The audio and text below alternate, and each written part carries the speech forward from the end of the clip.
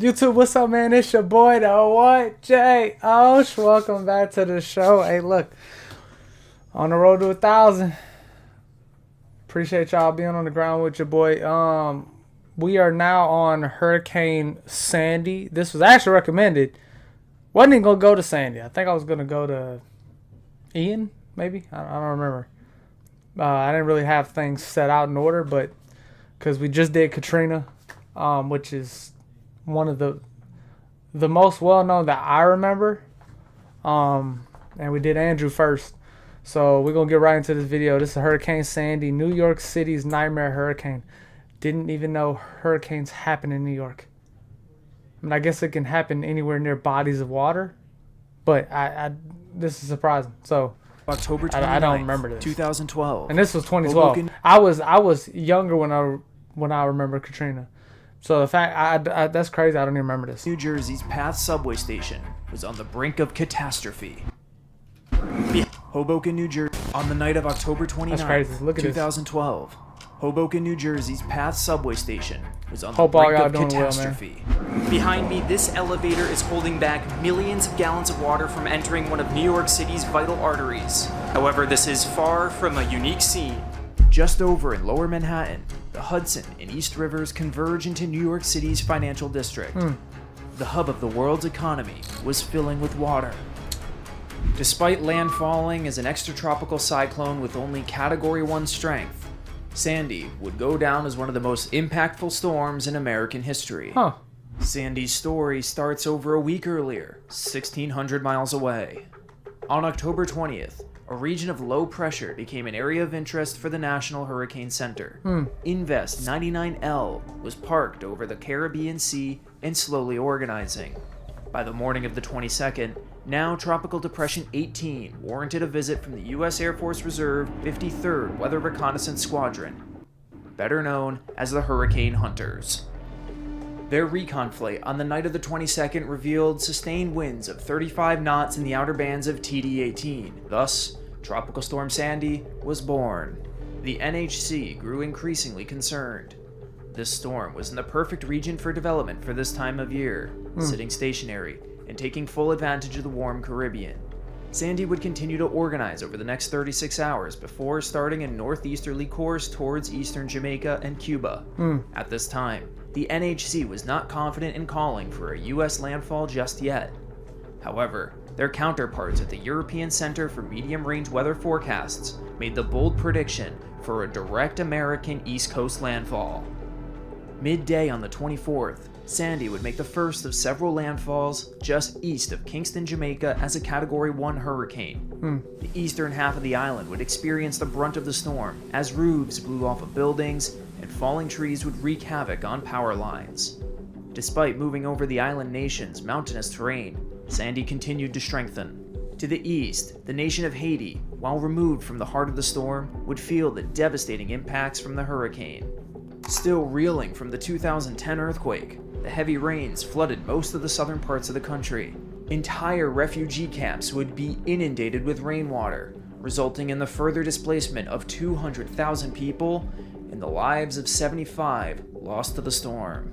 Sandy would reach Category 3 status upon its landfall in Santiago de Cuba on the start of the 25th. Wow. With 115 mile-per-hour sustained winds, over 15,000 homes were destroyed, while a further 43,000 lost their roofs. The lives of 11 were lost. It would be Cuba's deadliest hurricane since Dennis in 2005. Wow. Crossing Cuba would prove to be difficult for the hurricane, weakening to a Category 2 on the far side. Continuing its journey northward, Sandy would undergo a metamorphosis. Wind shear and dry air would batter the storm. Nevertheless, the once relatively small hurricane turned into a massive tropical system. While it would still possess a warm core, its appearance looked more like a frontal low over land rather than a hurricane. This odd hybrid state would earn Sandy the distinction of superstorm. Despite the weakening trend over the Bahamas that brought Sandy back down to tropical storm strength, the NHC grew increasingly concerned for the Atlantic coast of the United States. On the 27th of October, A recon flight yielded data that supported the re-strengthening of Sandy back to hurricane status. The Gulf Stream was keeping Sandy fueled and warm-cored, increasing convection in the center.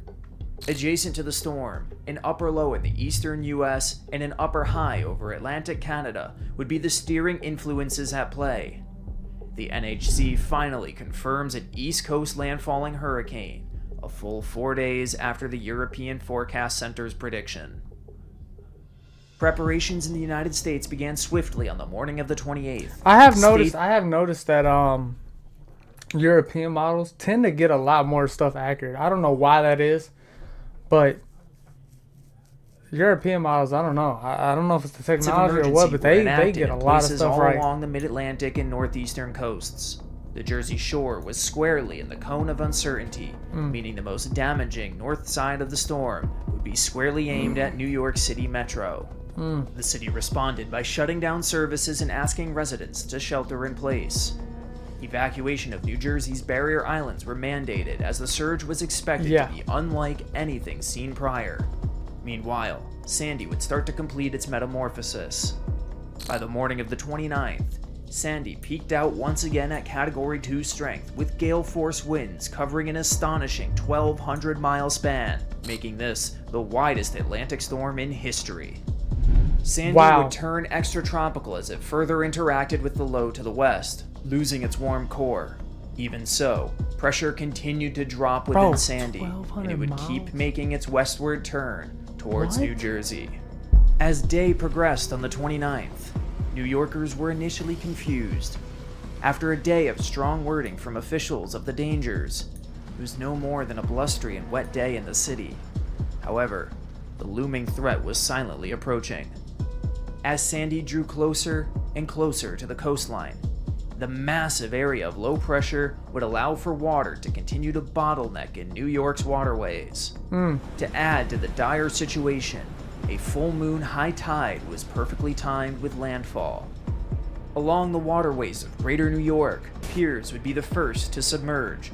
Within Manhattan, where critical utilities and other infrastructures are below ground, surge would quickly find its way into subway tubes, electrical routings, and other passageways. Parts of the city would begin to go dark as the water continued its march inland.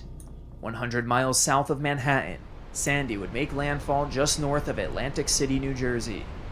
At 945 millibars, Sandy blew the previous low-pressure records out of the water for much of the region. Though only possessing sustained winds of 80 miles per hour, Sandy's surge would prove to be widespread and devastating.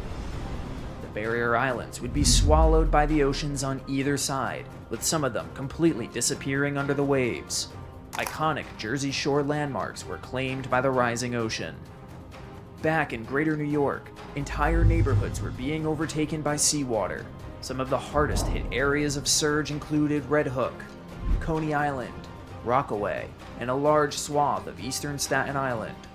Over in Breezy Point, Queens, ocean water would meet electrical lines, sparking a fire. Hurricane-force winds would supercharge the flames into a conflagration. Firefighters could only watch as surge dominated the streets. Over 100 homes would go up in flames. That's crazy. In Manhattan, surge made it in location 6 blocks inland, peaking out at nearly 14 feet. Battery Tunnel, a vital main passage between Brooklyn and Lower Manhattan, completely filled with water. Every subway line south of 34th Street was knocked out of commission. Across the Hudson in New Jersey, cities like Hoboken, Jersey City, and Bayonne were all completely inundated, and the National Guard had to be deployed to help tens of thousands of stranded residents. While the New York Metro was taking its beating, it seemed as though that the entire East Coast was feeling some sort of effect from Sandy. The Delmarva Peninsula would see catastrophic amounts of rainfall, with Bellevue, Maryland recording a whopping 13 inches of rain. Even further inland, large quantities of snow fell across the higher elevations of Appalachia. Sandy would ultimately meet its demise traveling further inland, as its remnants would be absorbed by another low-pressure system over Canada in the following days. Nonetheless, Sandy had left a permanent mark on the eastern United States. 8.5 million power customers Hey, look, not just the United States. Don't forget Jamaica, Cuba. Bro, this junk was without on the electricity tear. across 21 states, making it the largest power outage in American history. Many areas of greater New York City were completely devastated, Wow. with some of the city's services needing months to years to be repaired. Hoboken's Path Station would not see regular service until March of 2013. Additionally, South Ferry and Whitehall Street Station would be closed until 2017. While Greater New York certainly had their damages, the Jersey Shore was arguably the most heavily impacted region. 2017. Most properties on the barrier islands had some level of surge damage, and entire boardwalks had been swept into the Atlantic. Wow. In Maniloking, the surge was so strong that it cut an inlet straight through the barrier island. Nah, that's crazy. When all totaled, the United States suffered $65 billion GG's. 65 B's? in damages. That's crazy. Making Sandy the second costliest hurricane in U.S. history at the time, only behind Katrina, yep. Most tragically, 158 Americans perished. Dang! Man. In Sandy. Across all Rest affected in peace. nations, 254 Rest in peace. Good God, bro.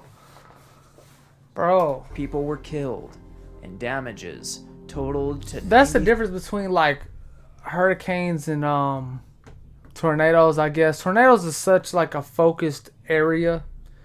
Like tornadoes so much more widespread. Then you got the flooding, then you got the winds, but then you got flooding. Like especially if you live toward like near the sea or near bodies of water. Man, dude, that's $3.6 that's billion 254 when total adjusted people for died. inflation. And that's Among not including like 254 people died, which ruins families, all type of stuff, loved ones gone. Then you got some people losing their houses, losing like the damages, like Discourse in the aftermath. Like, it's not just quickly about the began people to dying. scrutinize the National Hurricane Center, citing how the European forecasting counterparts All that junk's sad, bro. utilized their higher resolution models to have a correct prediction 4 days earlier.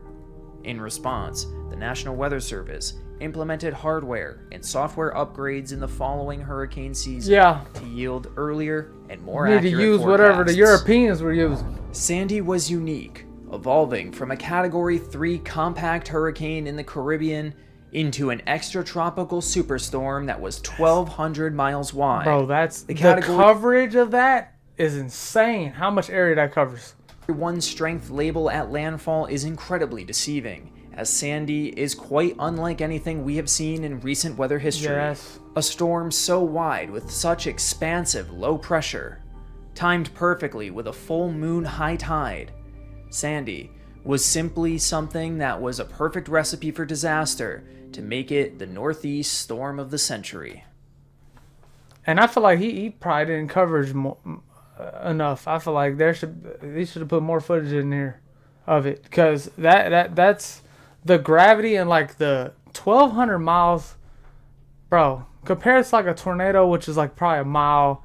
Like your EFI is maybe a mile, maybe 2 miles wide. Two probably the maxed, like, and those are rare. So the fact, like, I mean, obviously this storm was rare, but it's just like that's what it's like most hurricanes, like the coverage is insane, and you're still getting like almost like tornadic winds, tornadic winds. Yeah. Like you're getting those type of wind pressure and speeds and stuff. It's on top of like heavy rain and then flooding. Like I said, when you're near like bodies of water, man, dude, that sucks, bro. It's hurricanes are beast. It's preferably one of the reasons why I probably would never want to move to Florida. Even though I know, like, you know, it's still like a rare thing, but like, I don't know. There's dangerous things everywhere you live. It's just, You know, it's just unfortunate. Sometimes it happens. But hey, look, I hope y'all like this video. Again, on the road to 1,000 subscribers, man. Look, like, share, comment, subscribe to your boy. It's the boy Jay Osh, and I'm out. Hee.